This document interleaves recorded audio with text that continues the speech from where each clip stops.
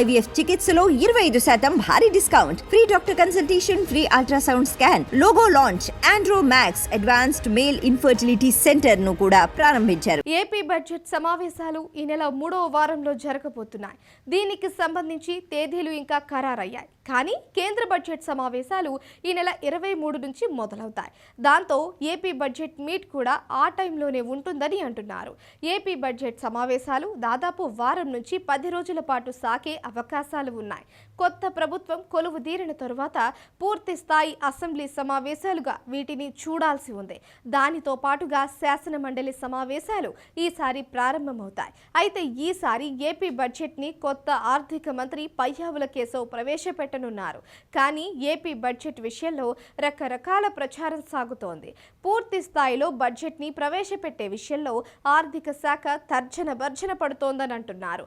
July నెలాఖరుతో vote on account budget గడువు పూర్తవుతుంది. ఆగస్టు నుంచి 2025 మార్చి వరకు 8 నెలల కాలానికి పూర్తి బడ్జెట్ ప్రవేశపెట్టాల్సి ఉంటుంది. అయితే 8కి సంబంధించిన నిధుల సమీకరణాలు ఎన్ని నెలలకు వచ్చేవి, అప్పులు ఇత్యాది వివరాలను ఇప్పుడు ఆర్థిక శాఖ ముందేసుకొని తర్జన భర్జన పడుతోందని అంటున్నారు. ఈ ఏడాది సెప్టెంబర్ వరకు 19,000 కోట్ల రూపాయలు రిజర్వ్ బ్యాంక్ వద్ద అప్పులు తీసుకోవడానికి ప్రభుత్వం ఇండెంట్ పెట్టినట్లుగా ఉంది. ఇక ఏపీకి ఆదాయాలు తక్కువ, అప్పులు ఉన్నట్లుగా ఉన్న సంగతి తెలిసిందే. అదే సమయంలో బడ్జెట్ కంటే అన్ని వర్గాలు ఆశగా చూస్తాయి. ముఖ్యంగా సంక్షేమ పథకాల విషయంలో భారీ హామీలు ఇచ్చి కూటమి అధికారంలోకి వచ్చింది.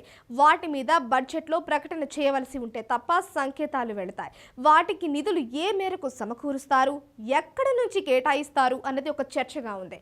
అదే సమయంలో అమరావతి, పోలవరం వంటి ప్రతిష్టాత్మకమైన ప్రాజెక్టుల గురించి బడ్జెట్లో వివరించాల్సి ఉంది. ఇలా చాలా అంశాలు ఉన్నాయి. కేంద్రం వివిధ ప్రాజెక్టులకు నిధులతో పాటు కొన్ని నిధులు ఏపీ ప్రభుత్వం కోరుతోంది. దాంతో కేంద్ర బడ్జెట్ మీద ఆశలు పెట్టుకుంది. అందుకే కేంద్ర బడ్జెట్ ని చూసి పూర్తి స్థాయి బడ్జెట్ ప్రవేశపెట్టాలా అన్న కొత్త ఆలోచన చేస్తున్నారు. ప్రస్తుతానికి ఓటాను అకౌంట్ బడ్జెట్ ని ప్రవేశపెడితే ఎలా ఉంటుంది అని ఆలోచిస్తున్నారు. అంటే జస్ట్ ఒక 2 నెలలకు మాత్రమే సరిపడా ఓటాన్ అకౌంట్ ని సభలో ప్రవేశపెట్టి ఆ తరువాత 6 నెలలకు పూర్తి బడ్జెట్ పెట్టాలని చూస్తున్నట్లుగా ప్రచారం సాగుతోంది. ఈ స్థాయిలో కసరత్తు చేస్తున్న ఒక కొలిక్కి అయితే రాలేకపోతోంది. మొత్తం మీద చూస్తే కనుక ఓటాన్ అకౌంట్ బడ్జెట్ ని కనుక ప్రభుత్వం ప్రవేశపెడితే అది చరిత్రలో ఫస్ట్ టైం అవుతుందని అంటున్నారు. సాధారణంగా ప్రజలు ఎన్నుకున్న ప్రభుత్వం అధికారంలోకి వచ్చిన వెంటనే పూర్తి స్థాయి బడ్జెట్ నే ప్రవేశపెడుతుంది.